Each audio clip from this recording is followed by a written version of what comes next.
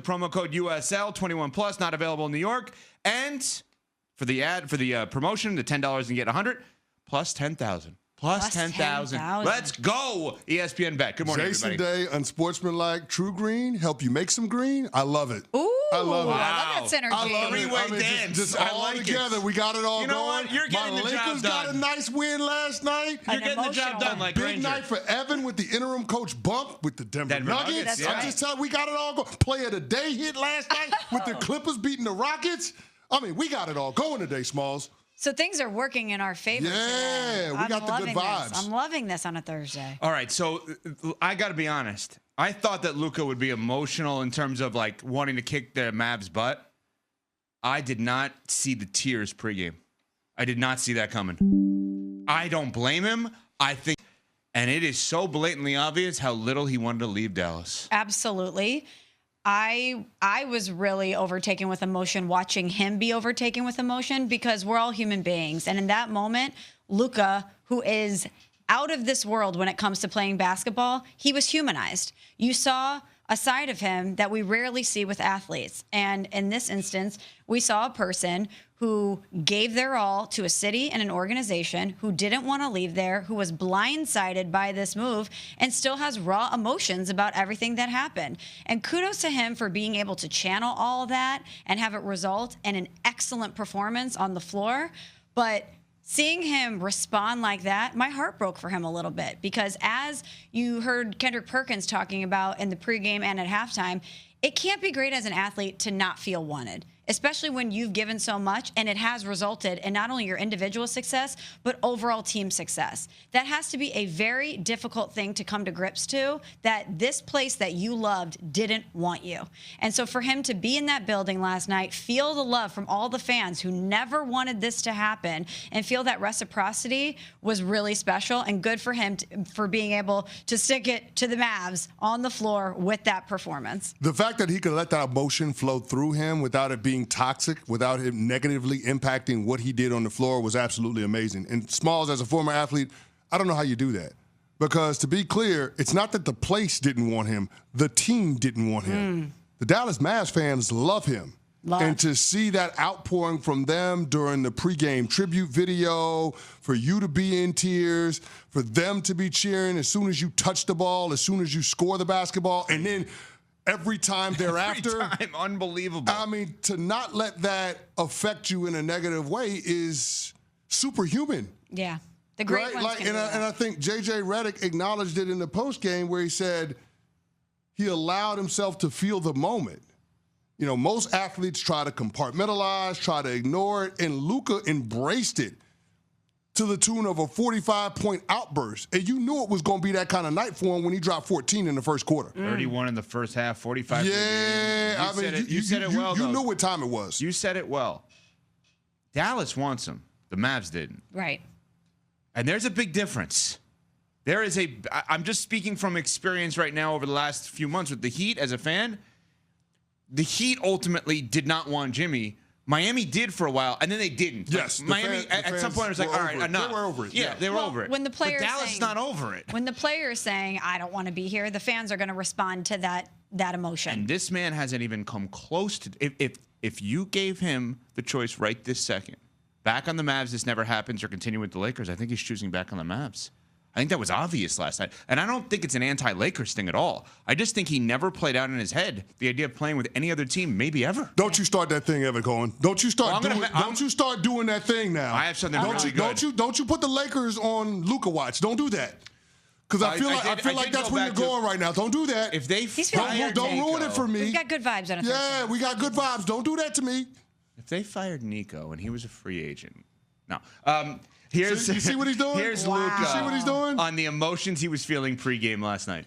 Well, it was a little bit of both, happy and angry, but, it's nice to see some familiar faces here. I spent a lot of times with them.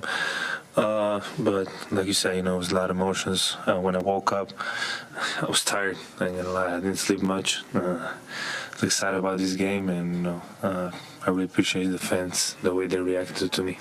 He also discussed the moments in the pregame tribute that stood out to him the most watching that before the game. I mean, all of it for sure, but I mean, I'll probably say that the shot in the finals of the conference finals, we were always the underdog in every series.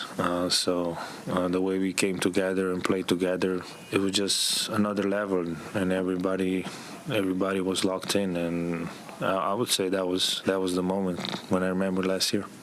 Can I just ask a question that we've asked for 2 months now? Why did the Mavs do this?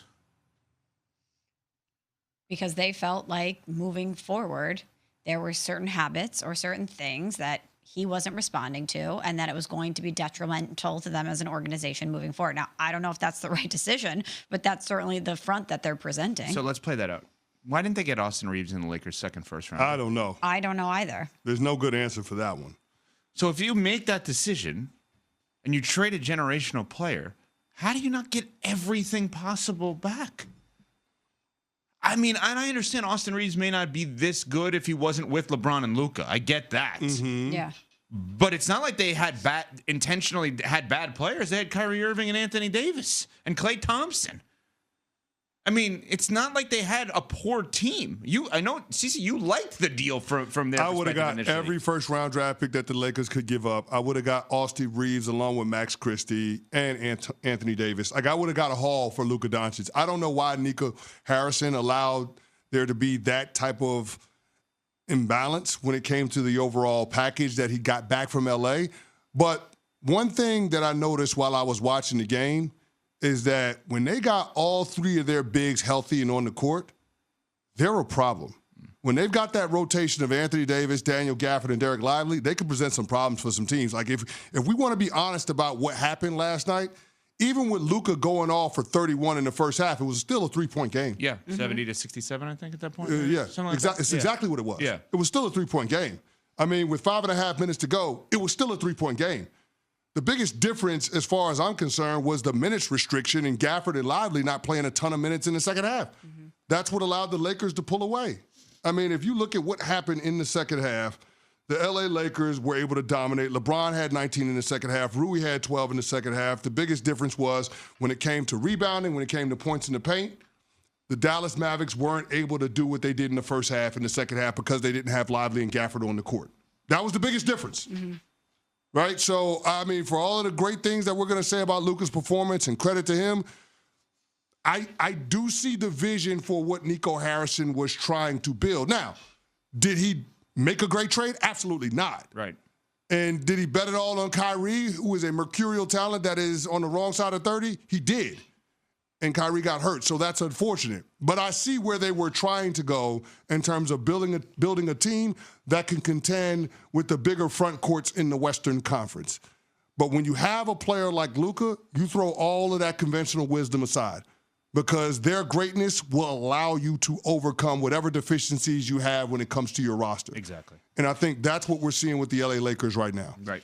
So you can see the vision because from where you're sitting, the emotion is removed from it. You can be unbiased in your assessment of what you see see Dallas. Well, I'm on the right side of the trade. That's right. You're a Laker fan, so you I'm can saying give all them of flowers. these things, but I'm glad we got Luka. There you go. But if you're a Dallas Mavericks fan, you don't care about any of that. You don't care about what the vision is. You right now, in this moment, this morning, you're not caring about what you think this team could eventually turn into.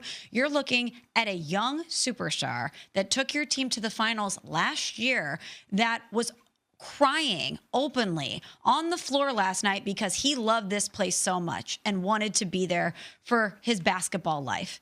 And as a Mavs fan, that has to be the hardest pill to swallow. I cannot imagine when you love a team, it is a part of you. It's a fabric of your everyday life. And it's hard to turn your back on something that you love and that you pour into emotionally, financially, with your time. But when you feel like that organization betrayed you in such a big way and you still have affection for this person who's now on another team, as a fan, that is a really hard thing to come to terms with. It was remarkable. We've never seen anything like this. The moment the game started, they're cheering Luka. Every time he touches the ball, every time he has a make, every time there was like a break as to like, what should we do now? They just like, all right, let's just do the fire Nico chants. Yeah. Like they never had a moment where they're just like, what are we going to do now? That's a home crowd. I've never seen anything like that ever. I don't know that we ever will again. And I don't know how you like, CC, you're not wrong about the basketball side of it.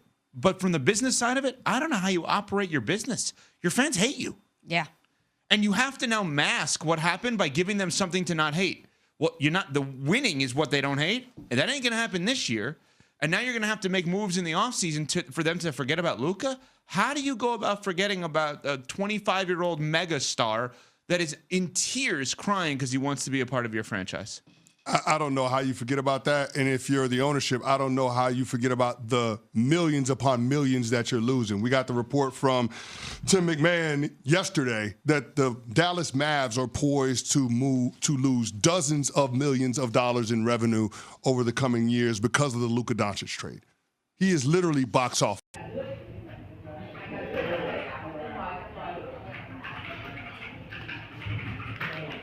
Chào các bạn, hôm nay đã quay trở lại với kênh của mình.